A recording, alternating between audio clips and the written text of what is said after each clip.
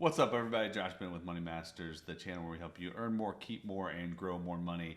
In this video, we're going to be talking about a tax deduction that is getting a lot of buzz this year due to COVID, and that is the home office deduction. So, if you're not familiar with it, the home office deduction is basically a tax write-off that you can use to write off office space in your home. And with everybody working from home, it makes sense why there's going to be a lot of buzz about it, because people are working from home and they want to know if they can get a tax deduction for it. Common sense, people.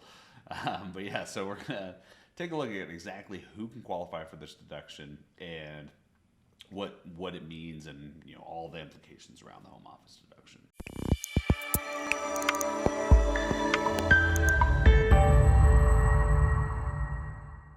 So, in a nutshell, the home office deduction is basically a tax write-off for business owners. So let me be clear on that, just because I know a lot of people are, sort of hoping they can write off their home office because they're working from home. But this does apply only to people that work from home for a business. If you are an employee of a company, you cannot write off your home office.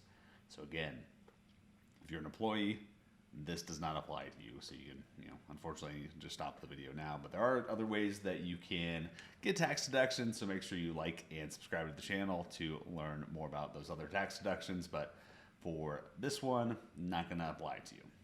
If you are a business owner, though, for business owners, one of the best tax deductions that you can do is this home office deduction. And there's a couple different ways you can go about it. But one of the things that you need to know first is what qualifies as a home office deduction. So one important factor is that for the home office to qualify, it has to be regularly and exclusively used for business. So it basically has to be a dedicated place in your home. So your office has to be a dedicated place in your home that is exclusively used for business. So if you have an office that is your primary office and you just happen to work some nights at home, then your home office won't qualify. But if you work from home and specifically run a business out of a designated space in your home, then it would qualify.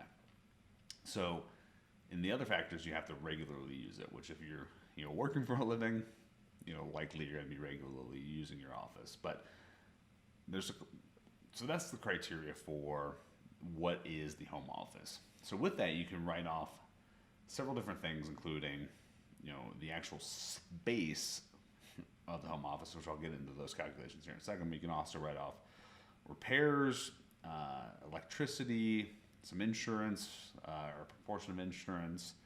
You can write off, home Wi-Fi. You can write off other expenses like utilities, a portion of it. You can't write off 100% just because obviously you're not using your entire house 100% for business, but you can write off a chunk of all these expenses that you would be really paying for anyways, but because you have an office there, now you get the benefits of working from home. So any of those expenses that you kind of remotely use because of having your office at home, start thinking through those, and those you can find ways to write those off. But how it works in terms of the home office, there's kind of two different calculations. One is what's called the simple calculation, which basically is just you figure out exactly what the square foot in your house is, and then you multiply that by $5, and you can, so say your office is 200 square feet, by $5, you have now a $1,000 deduction. Whereas with that, the cap for the simplified method is $1,500. So the other aspect is or the other alternative route is basically calculating the exact percentage. So that basically you need to figure out exactly what the area of your house is relative to the percentage of the house, or what's the proportion of the house. So if you say just for round numbers, say your house is 1,000 square feet, your home office is 100 square feet, well then it's 10%. And so you could write off 10% of your costs, like mortgage and things like that. Those allow you to deduct 100% of the cost if you find out the exact percentage of your home that your home office makes up.